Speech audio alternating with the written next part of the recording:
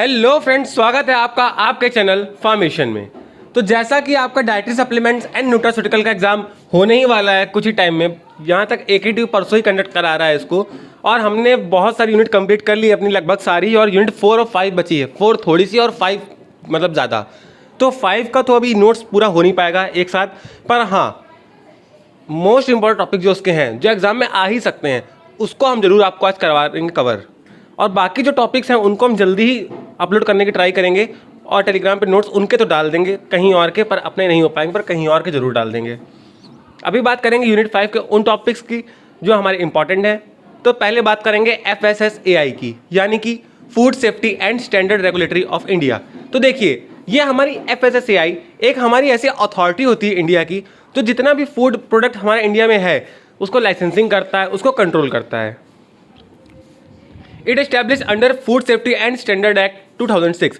ये हमारा food safety और स्टैंडर्ड एक्ट जो हमारा 2006 में पास हुआ था उसके तौर पे काम करता है। They regulated mainly storage, distribution, sale and import to safe for human certification. जितना भी हमारा मैन्युफैक्चरिंग होता है, स्टोरेज होता है, डिस्ट्रीब्यूशन होता है और सेल होता है किसी भी फूड प्रोडक्ट का, वो इसके अंडर आता है। और जितने भी चीज़ें हमारी ह्यूमन कंजम्पशन करते हैं उनका जो इम्पोर्ट होता है वो भी हमारा food safety and standard regulatory authority conduct करता है। It provide licensing and registration for the food business. जैसा कि आपको बताया, ये लाइसेंसिंग और रजिस्ट्रेशन भी करता है फॉर द फूड बिजनेस। जैसे कि जो अमूल है, नमस्ते इंडिया, ऐसी कंपनीज हैं, इनकी भी लाइसेंसिंग भी इसी ने की है। कोई भी प्रोडक्ट हमारा सेफ माना जाता है जब उसके पास FSSAI की सर्टिफिकेशन हो। It conducts regular inspection and audits for food establishment.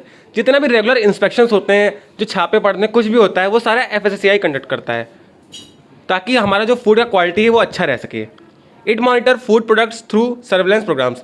वही बात है, इंस्पेक्शन करता है, सर्विलेंस करता है पूरे फूड प्रोडक्ट्स की। They promote public awareness and food safety practices for their rights. जितना भी पब्लिक को अवेयर करना होता है कि भाई ये नहीं खाना है, उसको अच्छे से करना है, वो पूरा FSSAI कंडक्ट करता है। फंक्शंस की बात करेंगे FSSAI की, तो ये हमारा क्या करता है, ये सारे स्टैंडर्ड्स और गाइडलाइंस बनाता है, ये हमारा सारा सर्टिफिकेशन देता है जो आपको बताया अभी हमने। ये हमारे कितना लेन डाउन करता है, हमारे लेबोरेटरीज की नोटिफिकेशन जो होती हैं, पूरा लेबोरेटरी का टेस्ट कंडक्ट कराना, ये कराता है। नेक्स्ट टॉपिक है हमारा MPO, यानी कि मिल्क प्रोडक्ट ऑर्डर, जो हमारा पास हुआ था 1992 में। 1992 में जो पास हुआ था हमारा मिल्क प्रोडक्ट ऑर्डर। तो मिल्क प्रोडक्ट ऑर्डर नाम से पता चल रहा है जितना भी मिल्क का चीज़ होगा, यानी कि जितना भी मिल्क का प्रोडक्ट्स होगा, ये सारा हमारा MPO की तरह से होगा। The main object of MPO is to maintain an increase supply of liquid milk. जितना भी लिक्विड मिल्क होता है उसका जो सप्लाई है उसको बनाए रखना, ये काम है MPO का। It also regulate the production और processing of distribution of milk and milk product. जितना भी मिल्क का प्रोडक्ट है और जितना भी मिल्क का जो भी आता है, जैसे अमूल का कोई भी हमारा ब्रांड आता है, पनीर हो गया, बटर हो गया, जितना भी मिल्क का प्रोडक्ट है ये सारा MPO ही देखता है कि इसका कॉन्टीन्यूस हमारा सप्लाई होता रहे, कहीं समाज में कमी ना हो। As per provision of this order और any person dairy milk handle more than 10,000 per day of milk.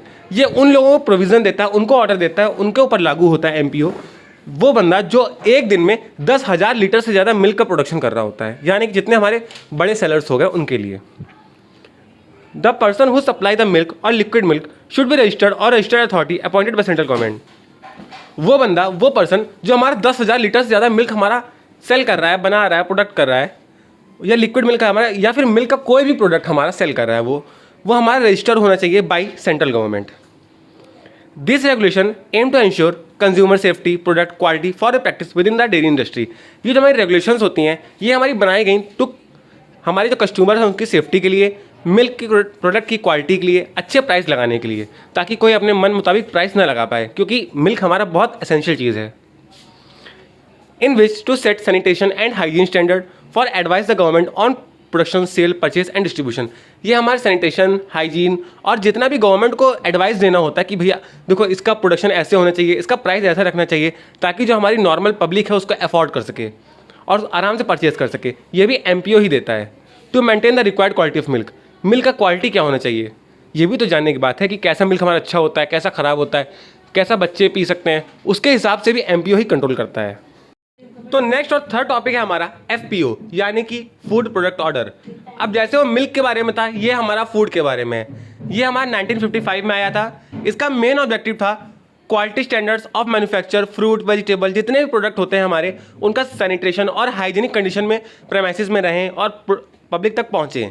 ये इसका काम था एफपीओ का। जैसे फ्रूट्स हो गए, वेजिटेबल्स हो गए, विनेगर, सिरप और जितने भी चीज़ हम लोग खाते हैं।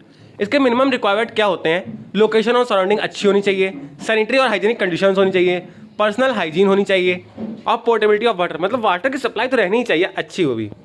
प्रोडक्ट के स्टैंडर्ड रहने चाहिए। Limit for preservative and other additive, जितने भी हमारे प्रिजर्वेटिव है और एडिटिव जो हम डाल रहे हैं वो सब अच्छे क्वालिटी का होनी चाहिए और उनकी एक लिमिट होनी चाहिए कि हाँ हमें इतना ही यूज़ करना है ताकि ज़्यादा ना हो। Machinery and equipment with install quality, जितने भी मशीनरी हैं, जितने भी हमारे इक्विपमेंट्स हैं वो सारे हमारे अच्छे होने चाहिए, उनकी एक क्वालिटी होनी चाहिए, कैपेसिटी होनी चाहिए।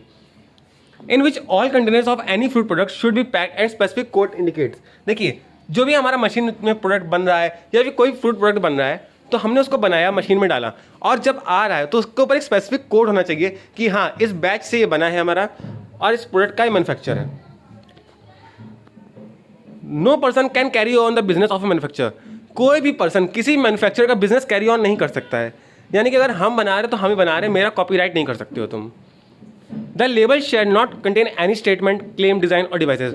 जो लेबल है वो किसी भी तरह का क्लेम नहीं कर सकता है कि इसको पीने से आप बिल्कुल स्वस्थ हो जाएंगे, इसको पीने से आपका कैंसर ठीक हो जाएगा, कुछ भी ऐसा हम नहीं कर सकते हैं। FPO marks should be printed on the label with licence number. जो FPO का मार्क है वो लाइसेंस के साथ होना ही चाहिए। To provide advice and support to central government and state government of areas. FPO क्या करता है? सेंट्रल गवर्नमेंट और स्टेट गवर्नमेंट को एडवाइस देता है और सपोर्ट करता है, क्योंकि जितना भी फूड प्रोडक्ट है FPO ही देख रहा है और फूड प्रोडक्ट तो इंसान खाता ही है और इंसान रहता ही सेंट्रल स्टेट में है। To provide training programme for person who are introvert for food business. वो बंदे, वो इंसान जो हमारे फूड बिजनेस में आना चाहते हैं उनको ट्रेनिंग प्रोग्राम भी देता है और हाइजीनिक कंडीशंस दिखाता है कि भैया तुम्हें ऐसे रहना है, ये बनाना है, ऐसे करना है, ताकि सब हाइजीन में रहे और सबका हेल्थ अच्छा रहे। To promote the awareness about the food safety and food standard. जैसे वो अवेयरनेस कर रहा था वैसे ये भी अवेयरनेस ही करेगा। देखिए कुल मिला के इन सब हमारे प्रोग्राम्स का मतलब ही यही होता है कि जो नॉर्मल पब्लिक है, कंज्यूमर्स हैं, उनकी हेल्थ अच्छी रहे।